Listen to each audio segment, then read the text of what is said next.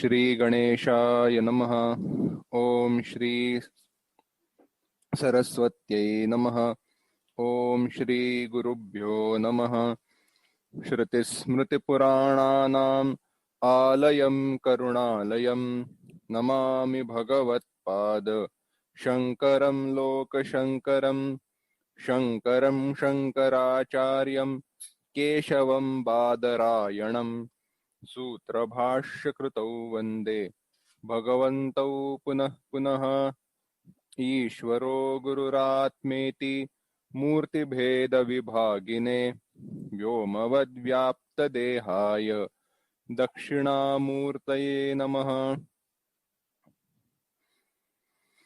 योऽन्तः प्रविश्य मम वाचमिमां प्रसुप्तां सञ्जीवयत्यखिलशक्तिधरस्वधाम्ना अन्यांश हस्तचरणश्रवणत्वगादीन् प्राणान्नमो भगवते पुरुषाय तुभ्यम्।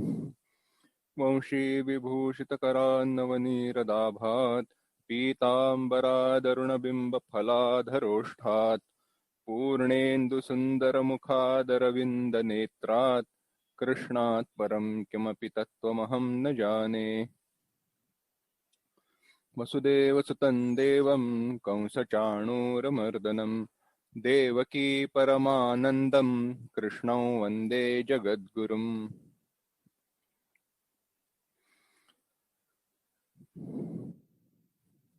भगवान ने अर्जुन को कर्मयोग का उपदेश दिया। ऐसे कर्मयोग का उपदेश देने के बाद कर्मयोग के आचरण का जो फल है, चित्त की शुद्धि और ज्ञान प्राप्ति का अधिकार, यह भी बताया। इसके बाद अर्जुन प्रश्न करेंगे और उसका उत्तर भगवान देंगे, लेकिन यह चिंतन करने से पूर्व 47वें श्लोक से लेकर 53वें श्लोक तक एक साथ यह श्लोक पढ़ेंगे। कर्मण्येवाधिकारस्ते मा फलेषु कदाचन मा कर्मफलहेतुर्भूः मा ते संगोऽस्त्वकर्मणि योगस्थः कुरु कर्माणि संगं त्यक्त्वा धनञ्जय सिद्ध्यसिद्ध्योः समो भूत्वा समत्वं योग उच्यते।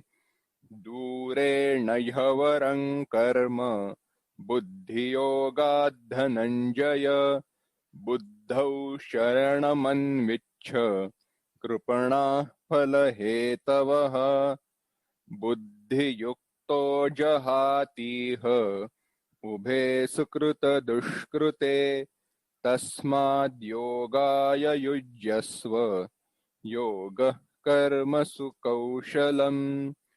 कर्मजं बुद्धियुक्ता हि फलं त्यक्त्वा मनीषिणः जन्मबन्धविनिर्मुक्ताः पदं गच्छन्त्यनामयम्।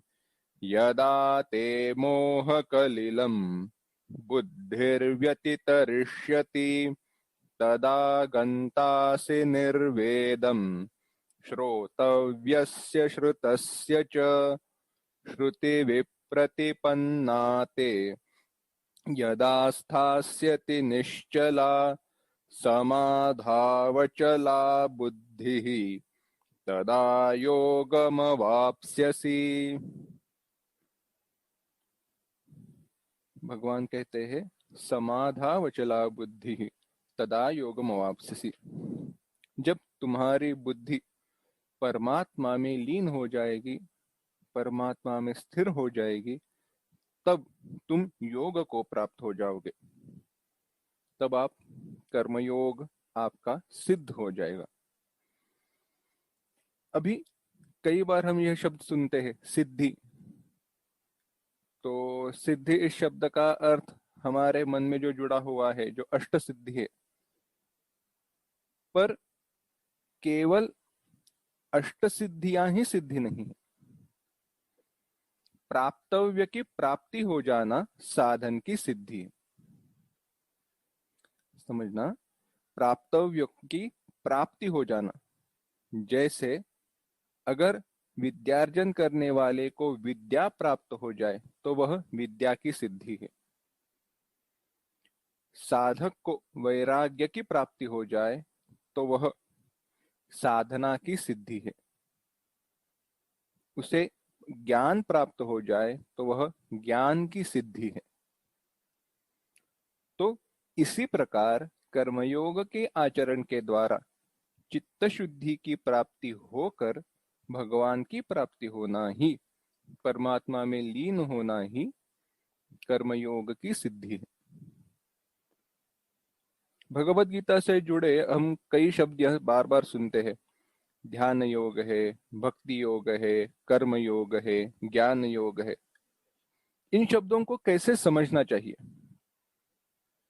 देखो, योग इस शब्द का अर्थ भिन्न भिन्न है, भिन्न भिन्न जगह भिन्न भिन्न प्रकार से आया है, पर सामान्यतः योग इस शब्द का अर्थ ऐसे समझना, योग माने साधन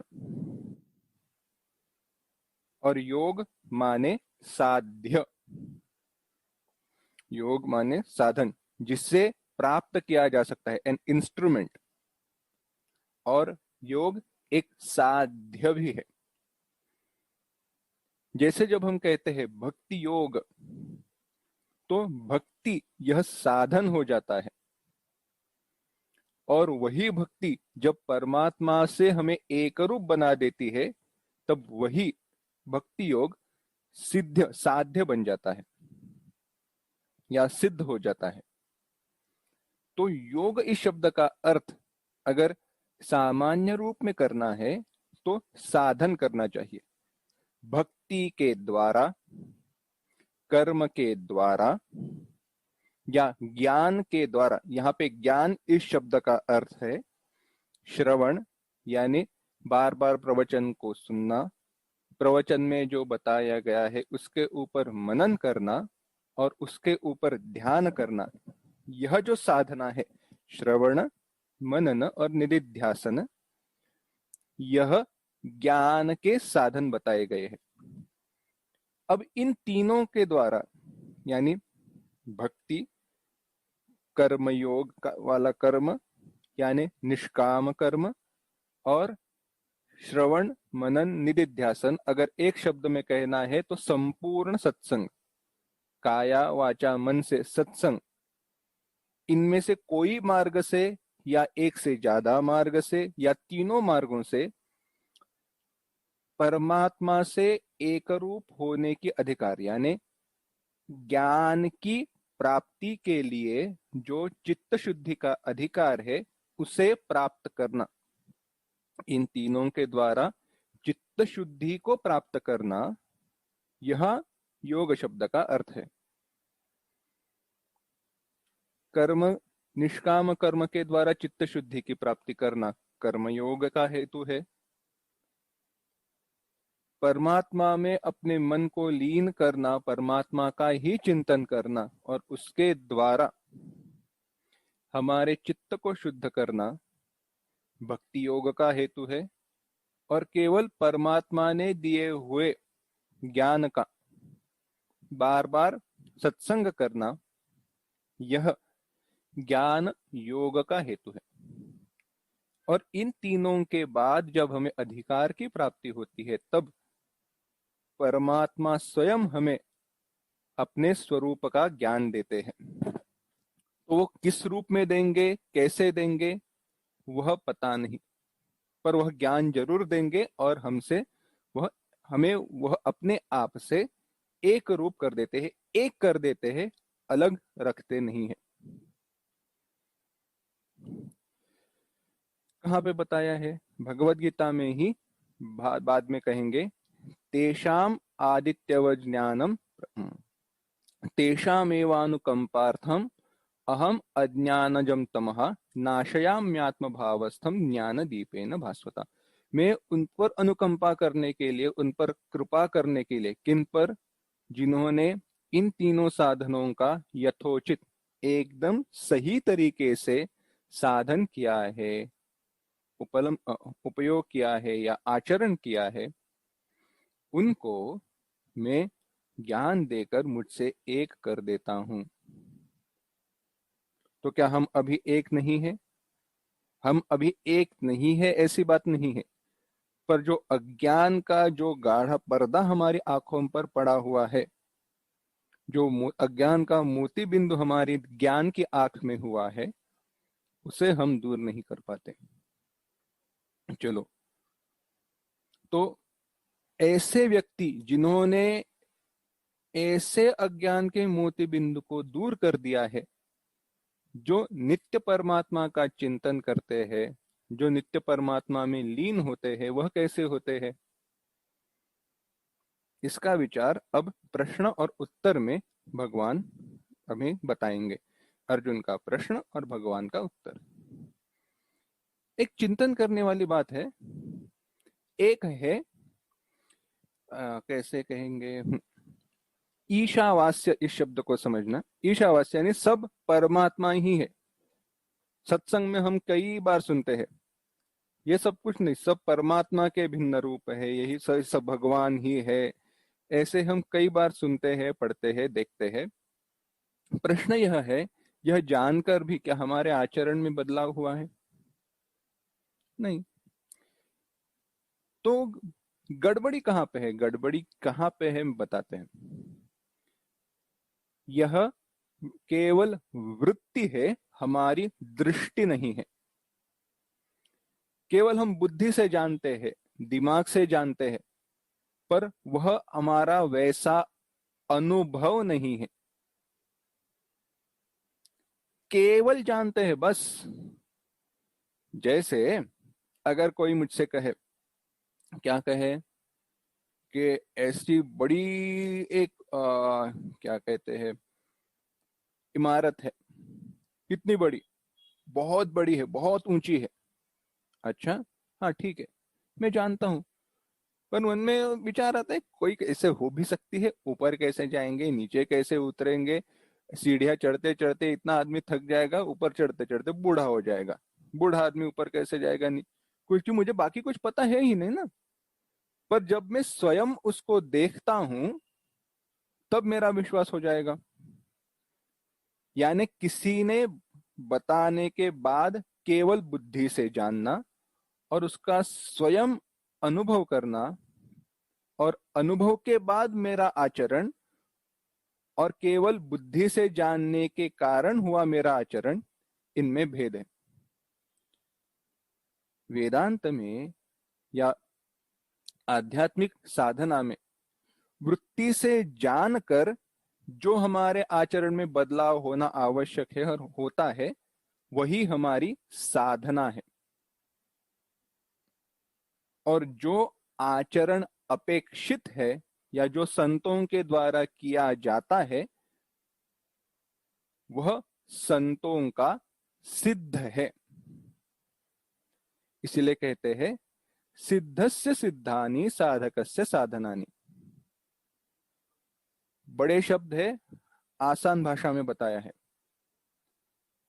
इंटरव्यू में हम देखते हैं, कोई बड़ी व्यक्ति रहती है, एक्टर रहता है, वॉइस एक्टर रहता है, बिजनेसमैन रहता है, अकाउंटेंट रहता है, कोई भी हो, तो उनसे सवाल क्या पूछा जाता है? आपने यह कैसे पाया? आप क्या करते हो? तो उन्होंने जो आचरण किया है, या वह जैसा आचरण कहते हैं, करते हैं, समझो कोई बिजनेसमैन हो, तो उसका जो बिजनेस मॉडल है, उसके बिजनेस मॉडल के अनुसार अगर मैं भी आचरण करूं, तो मुझे भी वैसे ही फायदा होगा। कोई अगर आईपीएस ऑफिसर है, आईएएस ऑफिसर है, उसका जैसे डेली रूटीन है, वह जैसे जल्दी उठकर पढ़ाई किया, जल्दी उठकर काम पर जाता है, अगर वैसा मेरा भी आचरण हो, तो मैं भी उसकी तरह आईएएस बन सकता हूँ, आईपीएस बन सकता हूँ।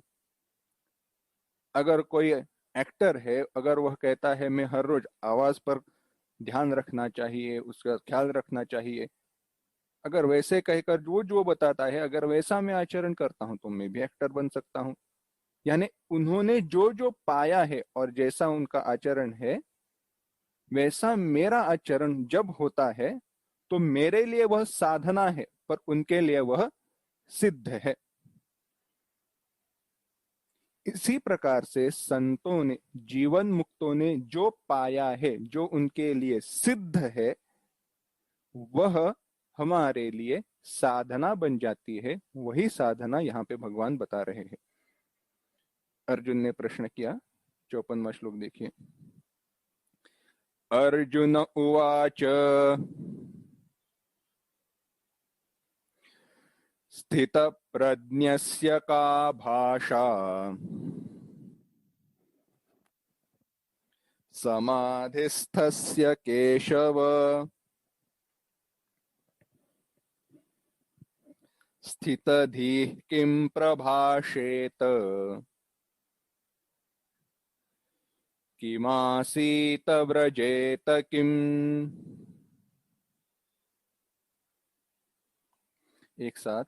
स्थित प्रज्ञस्य का भाषा समाधिस्थस्य केशव स्थितधीः किं प्रभाषेत किमासीत व्रजेत किम। अर्जुन कहते हैं, भगवान हे केशव, स्थित प्रज्ञस्य समाधिस्थस्य का भाषा, जो स्थित प्रज्ञ है, जो समाधिस्थ परमात्मा में स्थित है, उसकी का भाषा, वह कैसे बोलता है। स्थितधि ही किम प्रभाषेत। यहाँ पे भाषा इस शब्द का अर्थ है लक्षण क्या है। का भाषा यानी लक्षण क्या है। किम प्रभाषेत कैसे बोलता है।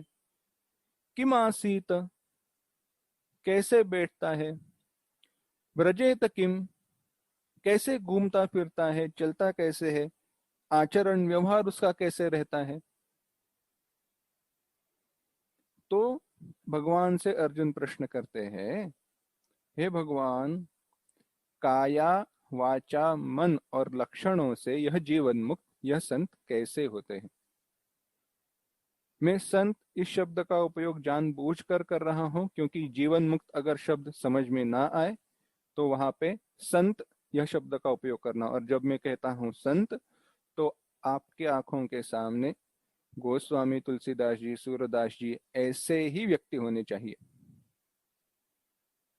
और उन्हीं व्यक्तियों को रखना, उनकी जीवनी पढ़ना, उन्होंने कैसे अपने जीवन व्यतीत किया, यह सब पढ़ना वह भिन्न विषय है। यहाँ पे आते हैं। अगर मुझे मेरे जीवन में बदलाव लाना है, परिवर्तन लाना है, सुख को पाना है, तो मुझे हर प्रकार से बदलाव लाना पड़ेगा। हर प्रकार से बदलाव लाना पड़ेगा यानी क्या। तो मेरा जो आचरण है, मेरा जो व्यवहार है, वो जिस जिस स्तर पर होता है, उन सारे स्तर पर मुझे बदलाव लाना चाहिए। कहां कहां पे होता है। एक तो है ज्ञानेंद्रियों के द्वारा, एक है कर्मेंद्रियों के द्वारा, और एक है मन में। एक है ज्ञानेंद्रियों के द्वारा, एक है कर्मेंद्रियों के द्वारा, और एक है मन में। क्योंकि ऐसे अगर आपको विवेकानंद जी का वह उदाहरण, वह कथन बताना है, तो उन्होंने कहा है, watch your thoughts because they become your actions. हमारे विचारों को संभलना चाहिए, हमारे विचारों को देखना चाहिए। क्यों? क्योंकि हमारे विचार ही हमारी कृति, कर्म में परिवर्तित होते हैं, और जो हमारे कर्म में परिवर्तित होता है वही हम हो जाते हैं। अगर यह विचार है तो बता देखना, लक्षण बताते वक्त, पूछते वक्त अर्जुन ने क्या क्या पूछा। का भाषा, उसके लक्षण क्या है। लक्षण माने इंडिकेटर्स, पॉइंटर्स और डेफिनेशंस समझना। क्या क्या है जो जीवन मुक्त को डिफाइन करते हैं। कैसे पता चले यह जीवन मुक्त है। अच्छा, आगे प्रभाषेत, कैसे बोलता है। वाणी यानी वह कर्म कैसे करता है, एक कर्मेंद्रिय का विचार बताया है। जब लक्षण बताए तो विचार आएगा मन का। किम प्रभाषेत, किमासीत, व्रजेत, यह आएगा कर्म का। और इन्हीं के साथ साथ जब भाषेत और आसीत यानी कैसे बोलता है और कैसे बैठता है, इसका जब विचार भगवान बताएंगे तब बताएंगे वह जगत को कैसे देखता है। क्योंकि जैसे हम जगत को देखते हैं वैसी ही जगत के प्रति हमारी प्रतिक्रिया होती है। We react to the world the way we perceive it. अगर विश्वास नहीं है तो आसान सी बात बताते हैं। जादू का खेल छोटे बच्चे देखकर खुश हो जाते हैं, तालियां पीटते हैं। जो छोटे बच्चों के लिए जो जादू दिखाते हैं वह उसकी बात में बोल रहा हूँ। जादूगर ऐसे टोपी में से वो क्या खरगोश निकालता है या क्या क्या चीजें निकालता है, जेब में से बड़े बड़े रुमाल निकालता है। छोटे बच्चों को उसका कुतूहल रहता है, आश्चर्य रहता है। हमारे लिए रहता है नहीं। Because our perception has changed over a period of time. हम जैसे जगत की तरफ देखते हैं वह बदल गया है, इसलिए हमें उसका आश्चर्य, उसका कोई कौतुक नहीं रहता। अब भगवान अर्जुन के प्रश्नों का उत्तर देते हैं। भगवान कहते हैं, श्री भगवानुवाच प्रजहाति यदा कामान् सर्वान् पार्थमनोगतान्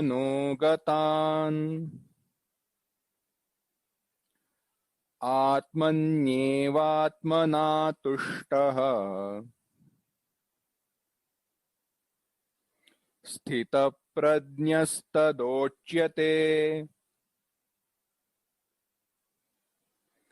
एक साथ, श्री भगवानुवाच प्रजहाति यदा कामान् सर्वान् पार्थमनोगतान्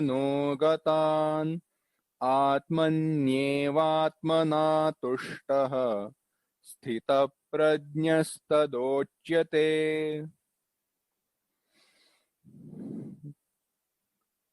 भगवान कहते हैं, हे पार्थ, यदा मनोगतान सर्वान कामान, अपने मन में हुए सारी इच्छाओं को, सारी कामनाओं को, प्रजहाति, प्रजहाति प्रकर्षेण, संपूर्ण तरीके से उनको जहाती छोड़ देता है, उनका त्याग कर देता है।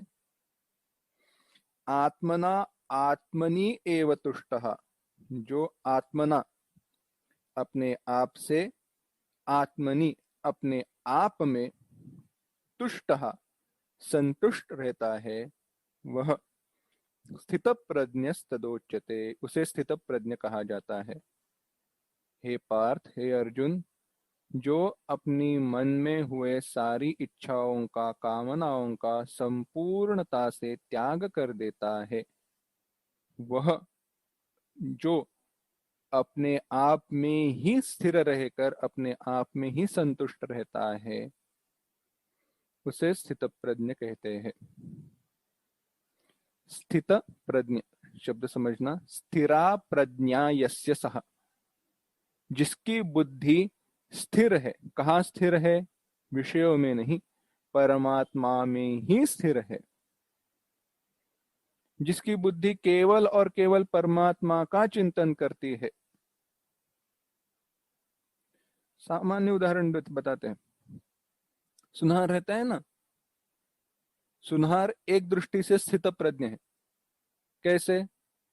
क्योंकि उसके सामने कोई भी गहना रखो या कुछ भी रखो, उसे बताओ बोलो अंगूठी बनानी है या चूड़ियां बनानी है, या हार बनाना है, या नथनी बनानी है, या कर्णभूषण बनाने, कुछ भी हो, उसका विचार वो आकार नहीं देखता, रंग रूप नहीं देखता, वह केवल सोना और उसका भाव, उसका चिंतन करता है।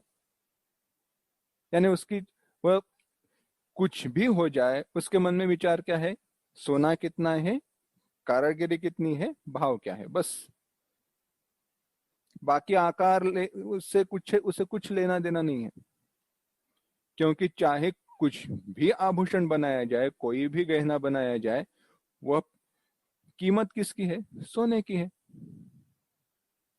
ना? इसी प्रकार से जगत में कुछ भी हो जाए, जो हर क्षण परमात्मा का चिंतन करता है, उसकी बुद्धि विचलित नहीं होगी। वह केवल और केवल परमात्मा का ही चिंतन करता है। तो जो भगवान ने कहा, क्या कहा? स्थितप्रज्ञ ऐसा कौन है? प्रजहाति यदा कामान।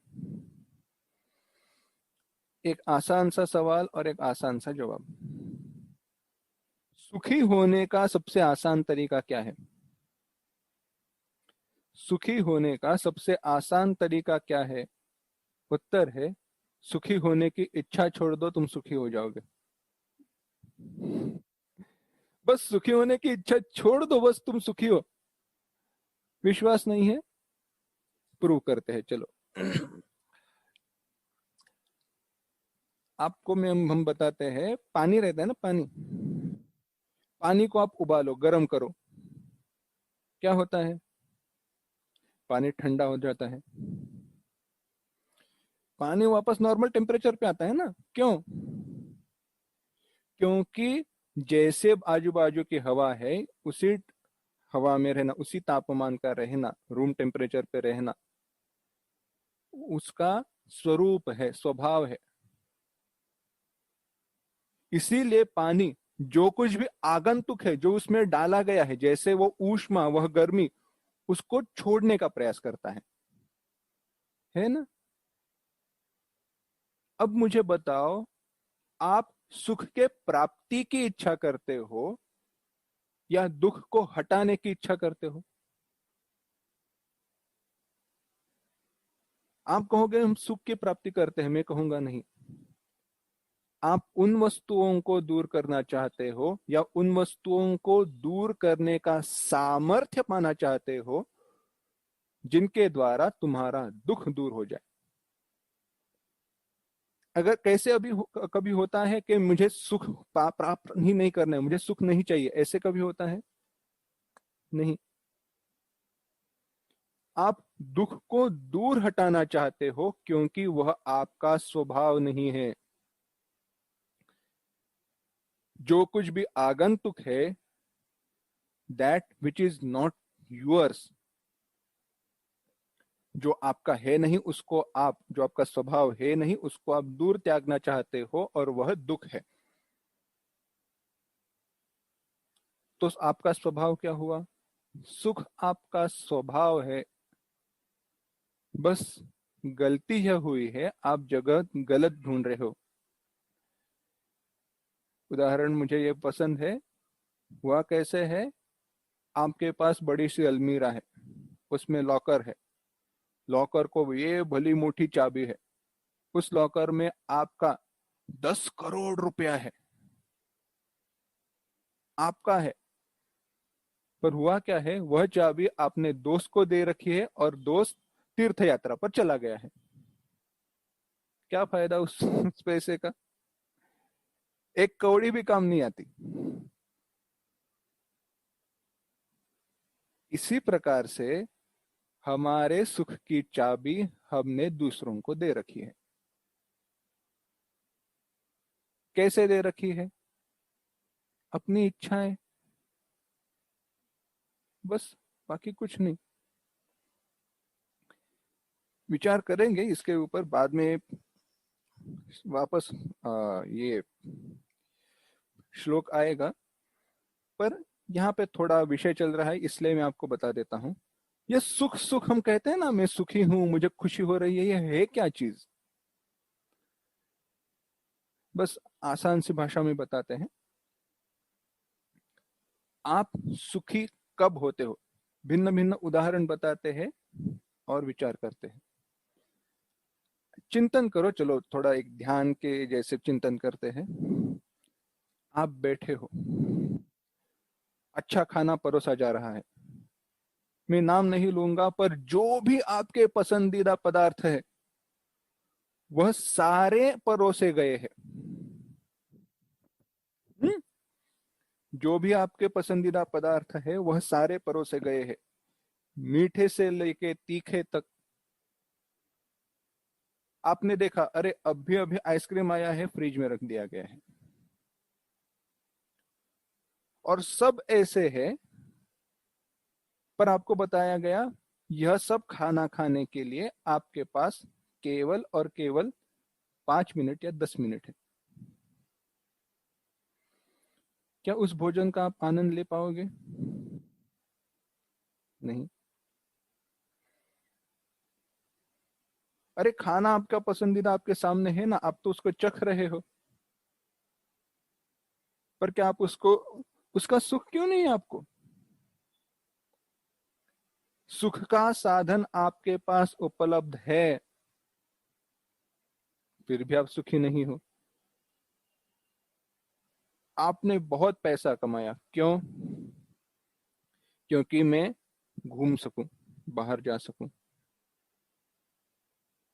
पर अब हुआ ऐसे, घूमने बाहर गए, लॉकडाउन शुरू हुआ, वहां पे फंसे हुए हैं। मजे की बात देखना, आप हर दिन सोचते हैं कि चलो 5 स्टार होटल में रहे, 5 स्टार रहे। अब आप महीनों तक 5 स्टार होटल में रह रहे, फिर भी सुखी नहीं है, क्यों? 5 दिन छोड़ो, आपको 1 महीना होटल में रहने का अवसर मिला है, छुट्टी गिननी जाने वाली नहीं है, कुछ नहीं है, परेशान करने वाला पड़ोसी नहीं है, कुछ भी तकलीफ नहीं है, खाना रूम पे आके मिल रहा है, पर क्या आप सुखी हो? क्यों नहीं? क्योंकि उन वस्तुओं में सुख नहीं है। अगर वस्तु में सुख होता तो वह सबको समान सुख देता। सिद्धांत ध्यान में रखना, चाहे तो लिख लेना। अगर सुख वस्तु में होता तो वह सबको समान सुख देता। जैसे 10 रुपए की नोट सबके लिए 10 रुपए का मूल्य ही देती है, चाहे मेरे हाथ में हो या आपके हाथ में हो या किसी और के हाथ में हो। 10 रुपए की नोट का मूल्य भारत में हो या पूरी दुनिया में हो, जब उस पर लिखा गया है मैं ग्राहक को 10 रुपए अदा करने का वचन देता हूं, तो उस कागज के टुकड़े का मूल्य 10 रुपया है। पर अगर मेरे हाथ में बूंदी का लड्डू है, मूंग का लड्डू है, तो वह मेरे लिए सुख दे सकेगा, पर जिसके पास डायबिटीज है उसको सुख नहीं देगा, जिसको पसंद ही नहीं है उसको भी सुख नहीं देगा। यानी सुख उस वस्तु में नहीं है, पर वह सुख मुझ में ही है। तो मैंने उस सुख का अनुभव कैसे किया? पहला सिद्धांत क्या हुआ? हमें सुख हमारा स्वभाव है, क्योंकि हम दुख को हटाना चाहते हैं, और जो अपना स्वभाव नहीं उसे हटाने का हम हर क्षण प्रयास करते हैं। सुख देने वाली वस्तु हमारे पास होकर भी कई बार ऐसे होता है कि हमें सुख की प्राप्ति नहीं होती। क्यों नहीं होती? क्योंकि सुख उस वस्तु का गुणधर्म नहीं है। तो मुझे सुख कैसे मिला? अब बताते हैं। जब भी आपकी इच्छित वस्तु आपको प्राप्त होती है ना, उनमें 3 स्टेप्स है, 3 सीढ़ियां हैं। पहले तो उस वस्तु का दर्शन होता है, वह दिखाई देती है। मन में खुशी होने लगती है, अरे ये मुझे मिलेगी, यह हमें मिलती है, हाथ में आती है, तो लगता है आह मिल गई, अब ये मेरी है, मुझसे कोई छीन नहीं सकता। और जब आप उसका अनुभव करते हो तो सुख की मात्रा बढ़ जाती है। इन सब में हुआ क्या है, हुआ बस इतना ही है, आपके मन में जो चंचलता है, विचारों का जो युद्ध है, वह शांत होते जा रहा है। आपके मन में कई विचारों के तरंग हैं, जैसे पानी के ऊपर तरंग आते हैं ना, समुद्र में लहरें आती है, वैसे वह सुख देने वाली वस्तु की प्राप्ति के साथ साथ धीरे धीरे धीरे शांत होने लगते हैं। जब आपको दिखाई देता है देती है वस्तु, समझो आप मंदिर के प्रसाद के लाइन में खड़े हो, आपको दिखाई दिया, अरे हलवा है, मूंग का हलवा, अरे क्या बात है, मुझे मिलेगा, खुशी हुई। तो विचार कैसे, मूंग के हलवे के साथ तुम्हारे विचार एक हुए हैं, एकाग्र हुए हैं, साथ में विचार आ रहा है, मेरे जाने तक वहां पे वो जिसका घी ऊपर से चला गया है, ऐसे निचले वाला हिस्सा रहेगा या नया आया हुआ घी के साथ वाला मिलेगा, तो थोड़ी सुख की मात्रा कम है। जब आप गए तो देखा आपके सामने ही उसने उसको रिफिल कर दिया, तो हुआ ऐसे, ऊपर सब घी आया हुआ है, सब उसके ऊपर वो पिस्ता काजू वगैरह जो भी है वह भी ऊपर है, तो आपको और खुशी हुई, अरे इतना अच्छा मिला, तो विचार और उसके साथ एक हुए हैं, उनके साथ तादाद में हुआ है। जब हाथ में हुआ, आपने वो प्रसाद लिया और खाने के लिए बैठे, जब आप उसने उसका अनुभव किया, तो आपके मन में लगभग सारे विचार उस अनुभव से एक हुए हैं। यानी मन केवल और केवल उस अनुभव का ही विचार कर रहा है, और जब वह केवल अनुभव का विचार करता है, मन उस केवल अनुभव का विचार करता है, तब मन शांत हो जाता है। और ऐसा मन जब शांत हो जाता है, तब ऐसी शांत मन में जो हमारा सुख स्वरूप है, क्योंकि हमारा स्वरूप क्या है, सत चित आनंद, यह जो हमारा आनंद स्वरूप है, उसकी एक परछाई, प्रतिबिंब उस मन की अवस्था में, वृत्ति में, वृत्ति यानी थॉट, केवल एक विचार, ऐसे ध्यान में रखना, उस मन में या मन की अवस्था में पड़ता है। वह प्रतिबिंब कब तक रहेगा, जब तक वैसी मन की अवस्था है तब तक। मन की अवस्था चली गई, प्रतिबिंब चला गया, सुख का अनुभव चला गया। फिर से बताते हैं, सुख देने वाली वस्तु का जब हम अनुभव करते हैं, तब हमारा मन उस अनुभव से एक हो जाने के कारण मन की जो अवस्था निर्माण होती है, एक शांत अवस्था, जैसे धुला हुआ आईना, या दूसरा उदाहरण मैं बाद में बताता हूं, वहां पर हमारे आनंद स्वरूप का जो प्रतिबिंब दिखता है ना, उस प्रतिबिंब का अनुभव, उस परछाई का अनुभव हमें सुख देता है। वह प्रतिबिंब, वह परछाई कब तक रहेगी, जब तक हमारा मन उस अवस्था में है। हमारा मन उस अवस्था में क्यों है, क्योंकि सुख देने वाली वस्तु का हम अनुभव कर रहे हैं। जब वह सुख देने वाली वस्तु चली जाती है, अवस्था चली जाती है, सुख का अनुभव चला जाता है। जब पानी में लहरें होती है, तब हमें अपनी परछाई ठीक से दिखाई नहीं देती। पानी की लहरें कम होकर पानी शांत हो गया, हमें परछाई दिखाई देती है। फिर से लहरें निर्माण हुई, परछाई चली गई। अब आप चिंतन करना, आपका सुख उस मन की अवस्था से जुड़ा हुआ है। अगर आपका मन हर क्षण उसी अवस्था में रहे तो, अगर हमारा मन उसी अवस्था में हर क्षण रहना चाहिए तो ऐसी वस्तु के साथ एक रूप होना चाहिए जो वस्तु कभी भी बदलती नहीं, क्योंकि बदलने वाली वस्तु के साथ हमारा मन एक रूप नहीं हो सकता। और हर क्षण ऐसी कौन सी वस्तु है जो कभी बदलती नहीं? केवल और केवल परमात्मा है।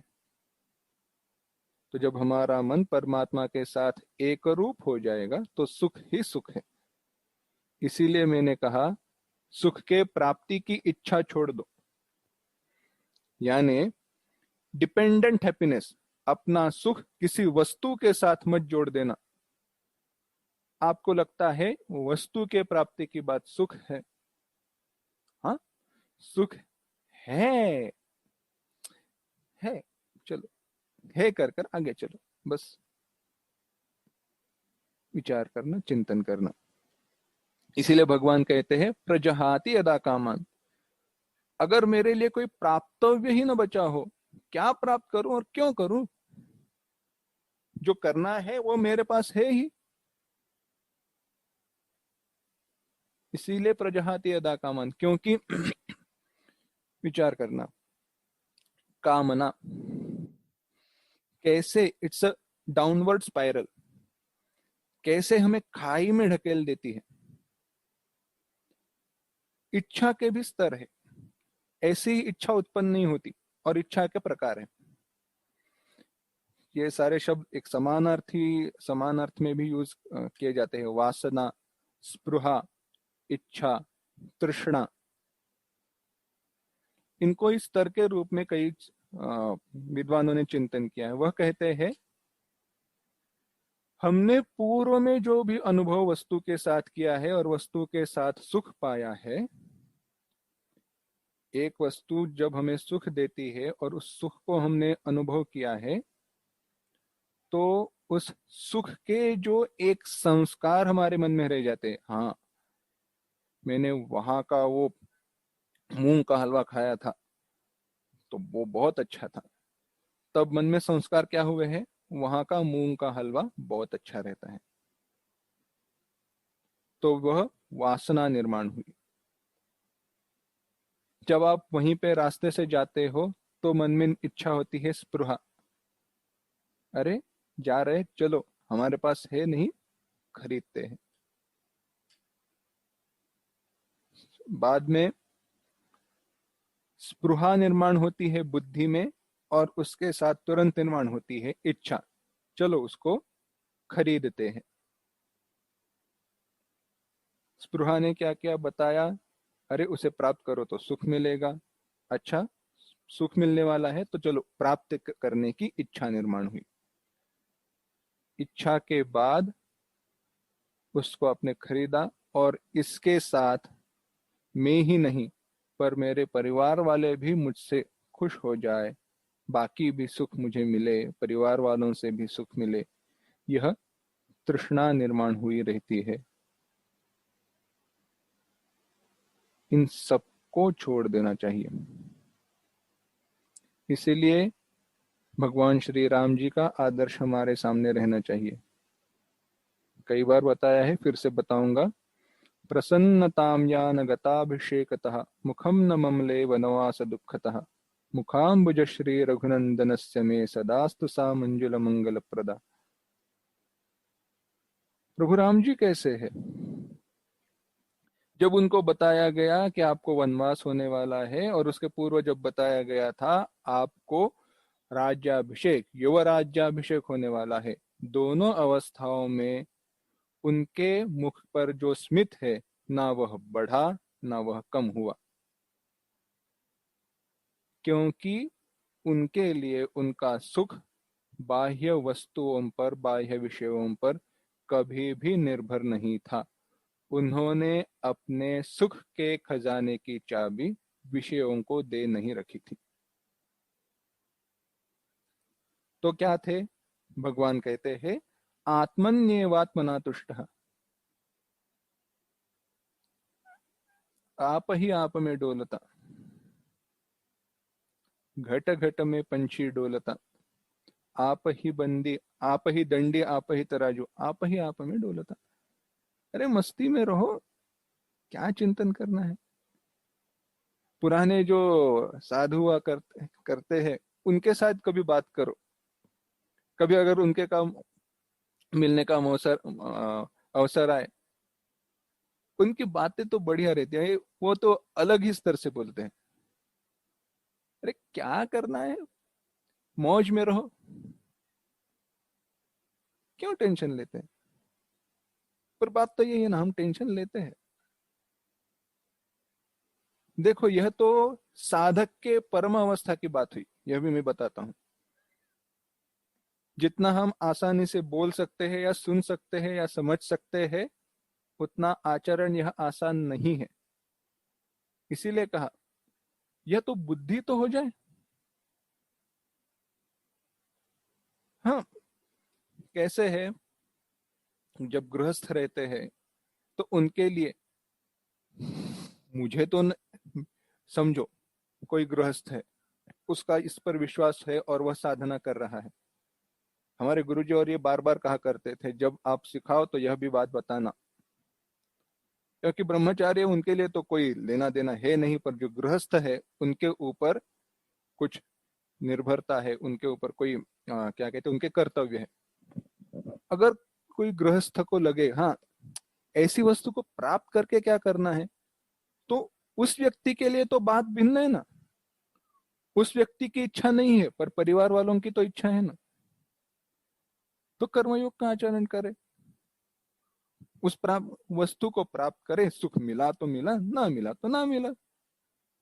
महाभारत ने इसलिए व्यावहारिक उत्तर दिया है।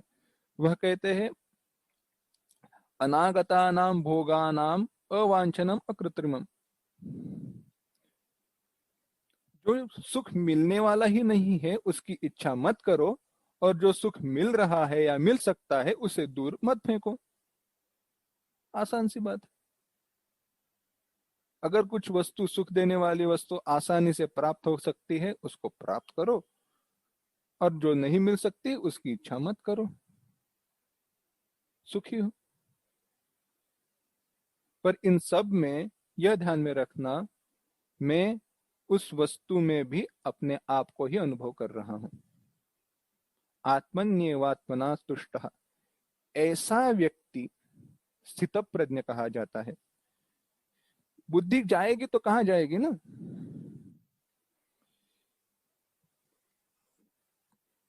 इसीलिए। अब एक और बात ध्यान में रखना, आपको दुख क्यों है या सुख की अपेक्षा क्यों है? केवल अल्प में बताऊंगा, बाद में इसका फिर से विचार आएगा। आपको सुख की अपेक्षा इसीलिए है क्योंकि आप अपने आप को अपूर्ण, अधूरा अनुभव करते हो, महसूस करते हो, कुछ तो कम है। यह कमी की जो भावना है ना, वह आपको और कुछ पाने की इच्छा कराती है। ऐसे कोई व्यक्ति है, हम कहते हैं, क्या कहते हैं, पैशनलेस, पैशनलेस नहीं, उसका कोई ध्येय है ही नहीं, हाँ जो मिला है चलो सुखी है, उससे कहते हैं कोई एंथुजियाज्म ही नहीं है, कोई ऐसा उत्साह ही नहीं है। पर एक दृष्टि से देखा जाए तो वह सुखी है, क्योंकि उसे और कुछ प्राप्त करने की इच्छा है नहीं। यह केवल और केवल जिसने अध्यात्म ही अपनी साधना बनाई है, जो व्यवहार से दूर जाना चाहता है, उसी के लिए है। जो व्यवहार से जुड़ा हुआ है, व्यवहार से बंधा हुआ है, उसके लिए कर्तव्यों की इच्छा आवश्यक है, कर्तव्यों की पूर्ति आवश्यक है, पर नई इच्छा मत करना बस। अब भगवान यह लक्षण बताकर आगे कहते हैं, का भाषा किम प्रभाषेत, दूसरा प्रश्न, कैसे बोलता है। भगवान उत्तर देते हैं 56वां श्लोक। दुःखेष्वनुद्विग्नमनाः सुखेषु विगतस्पृहः वीतरागभयक्रोधः स्थितधीर्मुनिरुच्यते।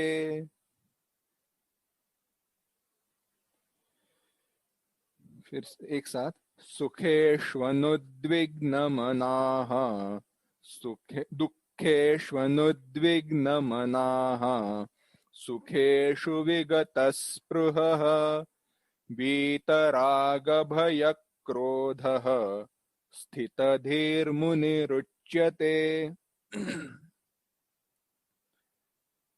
भगवान कहते हैं दुखेषु अनुद्विग्नमनाः, दुख की प्राप्ति होती है तो जो अनुद्विग्न, जिसके मन में उद्वेग नहीं होता। सुखेषु विगत स्पृहः, और सुख की प्राप्ति जब होती है, सुख के प्राप्ति होने पर विगत स्पृहा, जिसके मन में स्पृहा निर्माण नहीं होती, जो वीत राग भय क्रोधा, वीत जो राग भय क्रोध इनसे रहित हुआ है, ऐसा मुनि, ऐसा मनन करने वाला, चिंतन करने वाला व्यक्ति स्थितधी ही यानी स्थित प्रज्ञ कहा जाता है।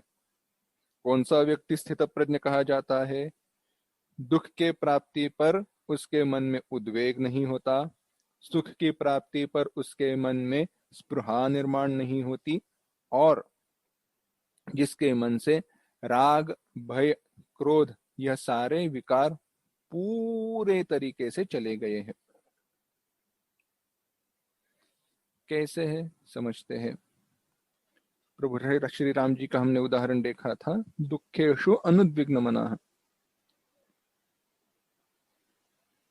और सुखेषु विगत स्पृहः। सुख दुख का यहाँ पे थोड़े दूसरे दृष्टि से विचार करते हैं। सुख सुख जो हमने तो देखा, वृत्ति में प्रतिबिंब जो है वगैरह, वो हमने चिंतन किया।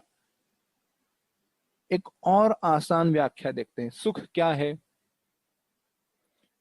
विषयाणाम आनुकूल्य सुखम, सारे विषय, सारे मेरे आजू बाजू की जो परिस्थिति है वह मेरे लिए अनुकूल हो जाए तो सुख है, और प्रतिकूल हो जाए तो दुख है। जो व्यक्ति ऐसी प्रतिकूल अवस्था के प्राप्ति होने पर चिड़चिड़ा नहीं होता, कोई कंप्लेन नहीं करता, और सुख के अनुभव यानी परिस्थिति अनुकूल हो जाने पर वह वैसी ही रहे ऐसी इच्छा नहीं करता, वह, और जिसके मन से राग भय क्रोध चले गए हैं, वह स्थित प्रज्ञ है। जीवन में हमारे सारे जो कर्म है वह किसके लिए है? प्रतिकूल परिस्थिति को दूर करो, अनुकूल परिस्थिति को प्राप्त करो, और अनुकूल परिस्थिति का रक्षण करो। जिसको हमने कहा प्राप्तस्य प्राप्ति ही अप्राप्तस्य प्राप्ति ही प्राप्तस्य रक्षणम योगक्षेमम वहाम्यहम्। दुख की अवस्था देने वाले प्रतिकूल को दूर करो यानी अनुकूल की प्राप्ति करो, और अनुकूल परिस्थिति का रक्षण करो। इसी में हमारा सारा कर्म समा हुआ है। कोई ऐसे कहता है नहीं, मुझे सारा जो कुछ भी मिलने वाला है प्रतिकूल ही मिले? नहीं। इन्वेस्टमेंट करो तो इन्वेस्टमेंट, जो भी कंपनी है वह इन्वेस्टमेंट, सब उनकी इन्वेस्टमेंट मेरे लिए अनुकूल हो जाए। कोई व्यवसाय करो या कोई बिजनेस करो तो कस्टमर्स और जो भी मार्केट है सब मेरे लिए अनुकूल हो जाए। बस यही विचार है। Everything should be conducive to me, and if it is not, then make it so. अगर वैसी नहीं है तो वैसे बनाओ, वैसे बनानी है तो कष्ट करने पड़ते हैं, कष्ट करने के बाद वैसे नहीं होता है तो दुख होता है। बस यही चक्कर हम काटते रहते हैं। इसी के कारण तो सुख दुख होते रहता है। पर यह सारे प्रयत्न चले जाए, प्रयत्न हम खो दे तो क्या होगा? बस सुखी ही सुखी है, सुख ही सुख है। ना कोई चिंता नहीं, ना कोई लेना देना नहीं।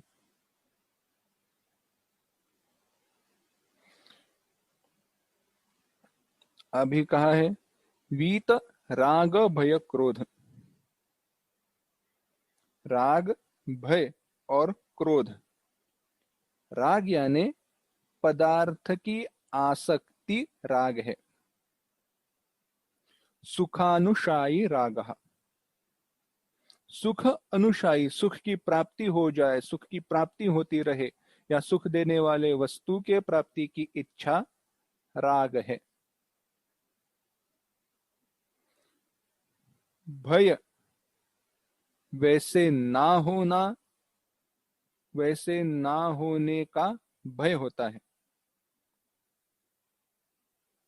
मृत्यु का भय होता है। मृत्यु का भय माने क्या? मैं चिरकाल तक जीवित नहीं रहूंगा, यह विचार।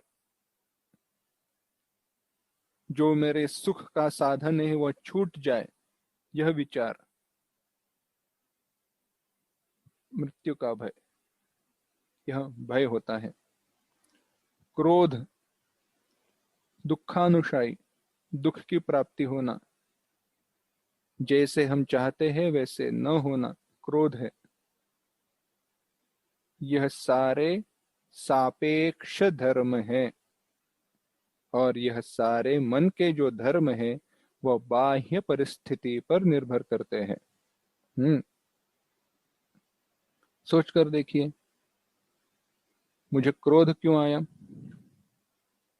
जैसे मैं चाहता हूं वैसे मेरे परिवार वालों ने, मेरे मित्रों ने, या मेरे बॉस ने, या मेरे एम्प्लॉइज ने आचरण नहीं किया, इसलिए गुस्सा है, इसीलिए क्रोध है। तो राग क्यों है? इच्छा, हमने विचार किया यह सुख विषय है, विषय मुझे सुख देने वाले है, इस विषय की मुझे प्राप्ति हो, यह राग है। भय क्या है? भय की एक बड़ी सुंदर व्याख्या एक क्या कहते हैं, एक साहित्यिक है, अंग्रेजी साहित्यिक, उन्होंने की है। वेदांत में भी उसका चिंतन मिलता ही है। वो क्या कहते हैं? अनहोनी का भय रहता है। भय किसका रहता है? अनहोनी का भय रहता है। जो मैं इच्छित नहीं हूं, जो हो नहीं सकता, ऐसे होने का, जो होना नहीं चाहिए वैसे होने का भय रहता है। और सबसे ज्यादा और सबसे बड़ा और सबसे गहरा भय अगर किसी वस्तु का हो तो वह अज्ञातता का भय है। जो हम जानते नहीं, वह कुछ अचानक से सामने आ जाए, वह सबसे बड़ा भय रहता है। The greatest fear known to man is the fear of unknown. The greatest fear known to man is the fear of unknown. जो अननोन है, जो अज्ञात वस्तु है, उसका ही सबसे बड़ा भय हमें रहता है। मृत्यु हम जानते नहीं है, मृत्यु क्या है, इसीलिए मृत्यु का बड़ा भय है। मृत्यु को जानो तो आपका दोस्त है। रास्ते पर चलते चलते में कैस क्या हो जाएगा पता नहीं है, इसलिए भय है। मैंने कोई बिजनेस शुरू किया है, आगे क्या होगा पता नहीं है, इसलिए भय है। मैं नौकरी कर रहा हूं पर जॉब चली जाएगी रहेगी पता नहीं, भय है। हट्टा कट्टा तो अभी हूं पर कौन सी बीमारी हो जाए, बीमारी के कारण क्या हो जाए पता नहीं, भय है। यह भय क्यों है? फिर से वहीं पर आते हैं, हम अपने आप को अपूर्ण महसूस करते हैं, अधूरा महसूस करते हैं। शास्त्र ने चिंतन करते हुए कहा, द्वितीयाद्वै भयम भवति। जब हम अपने आप को परमात्मा से भिन्न देखते हैं तो सारी जगह से भय है। जब हम परमात्मा से एक रूप हो जाते हैं, केवल एक और एक बचता है, तो भय का कारण, तब भी भय का कारण नष्ट हो जाता है। अब भगवान कहते हैं 57वां श्लोक,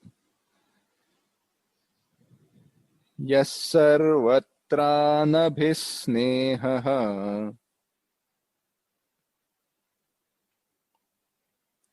तत्तत्प्राप्य शुभाशुभम् नाभिनन्दति न द्वेष्टि तस्य प्रज्ञा प्रतिष्ठिता। यस्सर्वत्रानभिस्नेहः तत्तत्प्राप्य शुभाशुभम् नाभिनन्दति न द्वेष्टि तस्य प्रज्ञा प्रतिष्ठिता। कहते हैं सर्वत्र अनभिस्नेहः, जो संपूर्ण तरीके से आसक्ति रहित हो गया है, यह तत्तत् शुभाशुभम प्राप्य, वह प्रारब्ध कर्म परिप्राप्तम यानी प्रारब्ध कर्म के द्वारा प्राप्त हुआ जो भी शुभ और अशुभ है, उसकी प्राप्ति होने पर न अभिनंदति न द्वेष्टि, जो आनंदित नहीं होता और द्वेष नहीं करता, तस्य प्रज्ञा प्रतिष्ठिता, उसी की प्रज्ञा, उसी की बुद्धि प्रतिष्ठित है। किसकी बुद्धि प्रतिष्ठित है? जो संपूर्णता से आसक्ति रहित हुआ है और प्रारब्ध कर्म के अनुसार जो भी शुभ और अशुभ की प्राप्ति हुई है, उसकी प्राप्ति होने पर न आनंदित होता है न द्वेष करता है। तस्य प्रज्ञा प्रतिष्ठिता, उसकी बुद्धि स्थिर होती है, वह स्थित प्रज्ञ है। जो बताया, फिर से दूसरे शब्दों में भगवान बता रहे हैं। क्या कहते हैं? अनभिस्नेह। अभिस्नेह है, अभिस्नेह यानी क्या है? देखो, जो भी सुख देने वाली वस्तु है, जैसे मेरी गाड़ी हो, मेरा घर हो, मेरे परिवार वाले हो, जो भी हो, उनके कारण मैं अमीर हूं, उनके कारण मैं सुखी हूं, और उनके अभाव में मैं दुखी हूं। यह जो उन वस्तुओं के साथ निर्माण हुआ तादात्म्य है, विचार है, that dependability, that idea of dependence, वह परावलंबित्व की भावना, इनके ऊपर अवलंबित होने के कारण, इनके ऊपर डिपेंडेंट होने के कारण, या इनके कारण ही मैं सुखी हूं, यह जो भाव है उसे अभिस्नेह कहते हैं। ऐसा अभिस्नेह, ऐसी अवस्था जिसकी नहीं होती है, वह अनभिस्नेह है। जो कुछ भी है मेरे प्रारब्ध के कर्म के कारण है, रहने दो। ना वह मेरे सुख के साधन है, ना मेरे दुख के साधन है, बस है।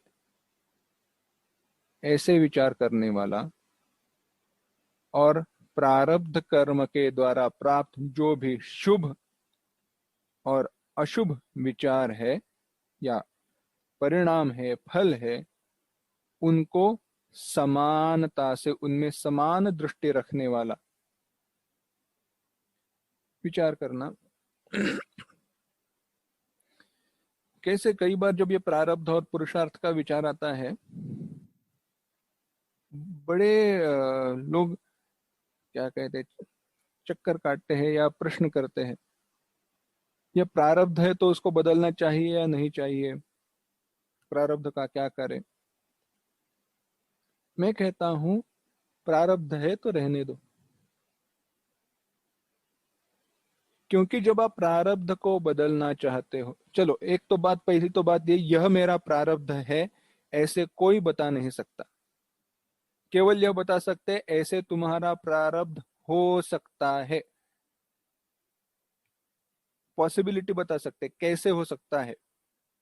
एग्जैक्टली क्या होगा संत और ईश्वर ही बता सकता है, बाकी कोई नहीं। और संत तो बताएंगे तो है नहीं, संत कभी बताते नहीं, ईश्वर से हम बात कर सकते नहीं। जो ज्योतिष वगैरह है वह it can come close to it, वो ऐसे ऐसे हो सकता है, देर विल बी मिसकैलकुलेशन, क्योंकि हमें एग्जैक्ट हमारे टाइम ऑफ बर्थ पता नहीं है ना। एग्जैक्ट टाइम ऑफ बर्थ हम कहाँ पे बता सकते हैं? तो इन सब के कारण उनके कैलकुलेशन का थोड़ा गड़बड़ी है, बाकी विषय अलग है। चलो हमें समझा भी, चलो मेरा यह प्रारब्ध है, तो क्या मुझे बदलना चाहिए या नहीं बदलना चाहिए? अरे प्रारब्ध है तो मैं बदलने की इच्छा क्यों करूं? क्योंकि जब मैं उसे बदलने की इच्छा करता हूं तो मैं कोई नया पुरुषार्थ करता हूं, नए पुरुषार्थ के कारण नया प्रारब्ध निर्माण होता है, और जब वह नया प्रारब्ध निर्माण होगा तो उसे बदलने के लिए मैं फिर से प्रयत्न करूंगा। इट्स अ विशियस साइकिल, चक्कर काटते रहो, घूमते रहेंगे। तो क्या करें? बदलने की इच्छा ना करो, ना बदलने का प्रयास करो, पर भगवान की प्रार्थना करके अपने कर्तव्य कर्मों को करके उस प्रारब्ध को सहने की क्षमता का प्राप्त करो। कई बार लोग कहते हैं कि हमारे लिए प्रार्थना करना के सबसे, मैं कहता हूँ भगवान से प्रार्थना करो। अपना प्रारब्ध किसी दूसरे के प्रारब्ध से बिल्कुल मत जोड़ना। हो क्या रहा है अगर आप ऐसा करो, आपके पुनर्जन्म के आप तो एक असाइन में क्या कहते नया निर्माण कर ही रहे हो, पर उसके लिए भी नया जन्म निर्माण कर रहे हो ना। क्या करना है प्रारब्ध बदल के? एक बहुत बड़ी पारमार्थिक बात बताता हूँ, बहुत बड़ी पारमार्थिक बात बताता हूँ। ये रमन महर्षि बताते हैं, ये प्रारब्ध पुरुषार्थ की बात छोड़ दो, क्यों चाहिए? परमात्मा सच है ना, बाकी सब झूठ है ना, मिथ्या है ना। क्योंकि जब किसी भी अनुभव को आप कहते हो यह मैं अनुभव कर रहा हूं, तो वह आपका प्रारब्ध हो जाता है, और जब आप कहते हैं मैं यह कर्म कर रहा हूं तो वह पुरुषार्थ हो जाता है। पर क्या कहा, नायम हंति न हन्यते, यह अनुभव करने वाला नहीं है और यह कर्म करने वाला नहीं है, तो कैसा प्रारब्ध और कैसा पुरुषार्थ? क्यों बदलना चाहते हो? यही तो है।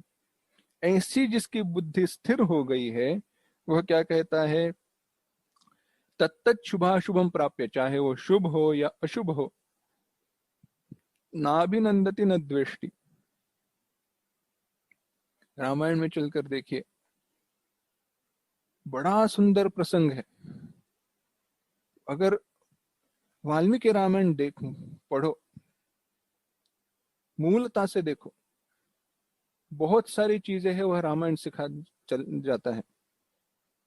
जब बात पता चली क्या कि प्रभु श्री राम जी को वनवास हुआ है, लक्ष्मण जी ने कहा तुम ऐसे शांति से सुन कैसे सकते हो? वचन दिया है, बात सही है, पर वचन किस अवस्था में दिया है? वहां काम की मोह में दशरथ महाराज ने वचन पूर्ति का आश्वासन दिया है, उसको हम गृहित नहीं धर सकते, उसको हम ग्राह्य नहीं रख सकते। वह मोह में थे, वह मोहित हुए थे, उनकी बुद्धि स्थिर नहीं थी, इसलिए उस आश्वासन का कोई महत्व नहीं है। उन वचनों को छोड़ दो। अगर तुमको लगता है तो देखना, आने दो भरत को, चाहे वो सैन्य के साथ आए या स्वयं आ जाए, हम उसको हरा सकते हैं। आप किसका विचार करते हो? देखा जाए तो प्रभु श्री राम जी के युवराज्याभिषेक के लिए सारी प्रजा, सारे मंत्रीगण, सारे लोग अनुकूल थे। कोई खड़ा रहकर नहीं कह सकता था कि प्रभु श्री राम जी को युवराज्याभिषेक से या उस पद से हटाया जाए। सब कुछ अनुकूल था। अगर प्रभु श्री राम जी चाहते तो चुटकी में बदल दे सकते थे और वनवास को जाना छोड़ सकते थे। उनके पास ऐसी बुद्धिमत्ता तो जरूर थी, ऐसा धर्म का ज्ञान तो जरूर था कि वह जो धर्म में बताया गया है अपनी वकालत के द्वारा उसको पलटकर यह सिद्ध कर सकते थे कि मेरा वन में जाना या वन में जो जाने का वचन या जो कुछ भी आश्वासन है, जो हमारे पिताजी ने आदेश दिए है, वह सही नहीं है। पर प्रभु श्री राम जी ने ऐसे बिल्कुल नहीं किया। प्रभु श्री राम जी वहां पे लक्ष्मण को समझाते हैं। बड़ा सुंदर संवाद है उनका, क्योंकि भरत पर विश्वास है। उनको पता है यह सब क्यों हो रहा है और उनका प्रारब्ध पर विश्वास है। वह कहते हैं अगर प्रारब्ध में है तो रहने दो ना, उसी को अच्छे में बदल देते हैं। इसको बदलकर नया कर्म क्यों निर्माण करें?